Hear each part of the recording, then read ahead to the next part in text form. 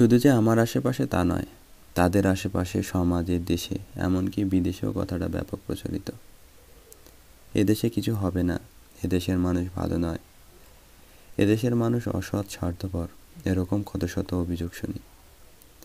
অথচ এত কিছুর পরেও আজ এই মুহূর্তে এই অপ্রিয় পরিবেশে বেঁচে আছি। প্রতিটা মানুষ নিজ নিজ অবস্থানে নিজের ভাগ্য বদলাতে, পরিস্থিতি বদলাতে আপ্রাণ চেষ্টা করছি। সেটাও তো কম নয়। তার চেয়ে বড় কথা কি জানেন? যারা এই ধরনের অভিযোগ করেন, তাদের মধ্যে থেকে অনেকেই যখন প্রতিষ্ঠিত হয়ে থাকেন, তখন নিজের স্বার্থ আদায়ের জন্যে নিজের ব্যক্তিত্বকে বিলিয়ে দিয়ে থাকেন, যার কারণে তখন নিজেই অসৎ, অমানুষ, স্বার্থপর হয়ে ওঠেন। সবাই নয়, যারা এরকম হন তাদের কথা বলছি।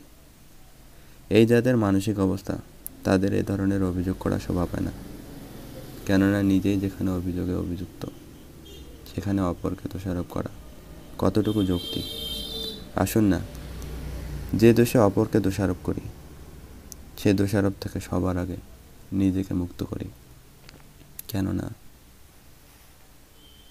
নিজেকে দোষারোপ থেকে মুক্ত করতে না পারলে যে দোষারোপ করছেন, সে দোষারোপে আপনি নিজেই তো অভিযুক্ত। তার যদি বিচার হয়, তবে আপনারও নিশ্চয়ই বিচার হবে, বিচার হওয়া উচিত। কথাটা ভুলে গেলে চলবে না। আর তার থেকে বড় কথা, এই বিষয়গুলো না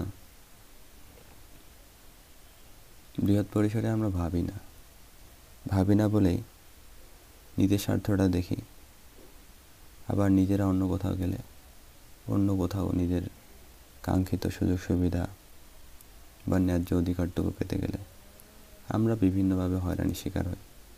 আসুন না, নিজ নিজ অবস্থানে নিজের গুরুদায়িত্ব, নিজের দায়িত্বের মধ্যে যা পড়ে সেটা সঠিক পরিপালনের চেষ্টা করি।